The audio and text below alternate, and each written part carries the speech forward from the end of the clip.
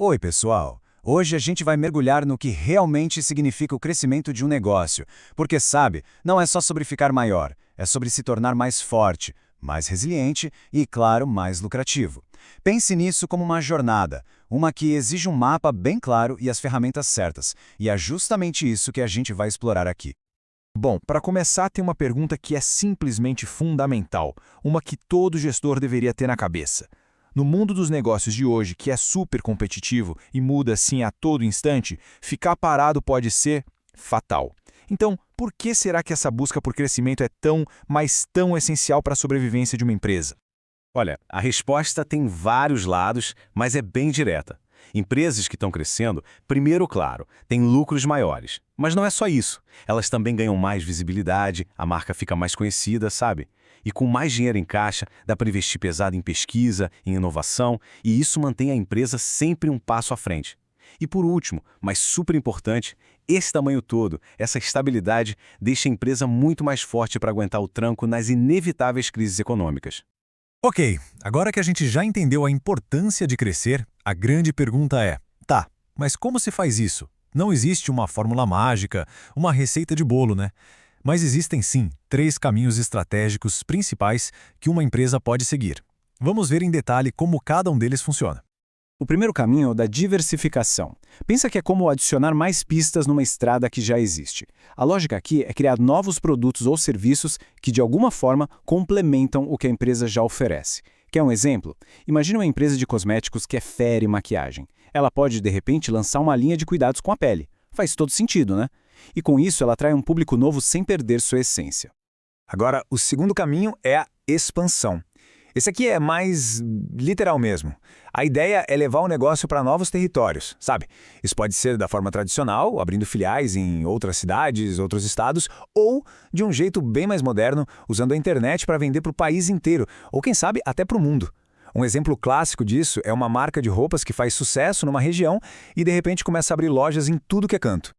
E vamos para o terceiro caminho, que talvez seja o mais sutil de todos, mas nossa, como é poderoso. Melhorar a experiência do cliente. Aqui, o foco muda completamente. Não é mais sobre criar produtos novos ou abrir lojas em outros lugares. É sobre aprofundar o relacionamento com os clientes que a empresa já tem. A Amazon, por exemplo, é mestre nisso. Eles usam personalização, um serviço que é impecável, tudo para criar uma lealdade que gera um crescimento contínuo e orgânico. Ou seja, um crescimento que acontece naturalmente pela satisfação das pessoas, sem precisar gastar rios de dinheiro em marketing. Então, para resumir a história toda, temos esses três caminhos, que são como alavancas diferentes para gerar crescimento. A diversificação foca no o que a empresa vende, a expansão no onde ela vende e a experiência do cliente no como ela vende. Entender bem essa diferença é o que faz toda a diferença na hora de escolher a estratégia certa para cada tipo de negócio. Ok, escolher um caminho estratégico é crucial, é o primeiro passo. Mas como saber se a coisa está funcionando, se o progresso está mesmo acontecendo? Pensa bem, toda jornada precisa de um mapa e de uma bússola, certo? Pois é, no mundo dos negócios, essa bússola são as métricas. Tá, mas o que é uma métrica? Exatamente. De um jeito bem simples. É um número que conta uma história. É um padrão que a gente usa para medir e acompanhar o desempenho de forma objetiva, sem achismos. Porque, olha, sem métricas, qualquer estratégia é basicamente um chute no escuro. Já com elas, as decisões passam a ser informadas, a ser estratégicas de verdade.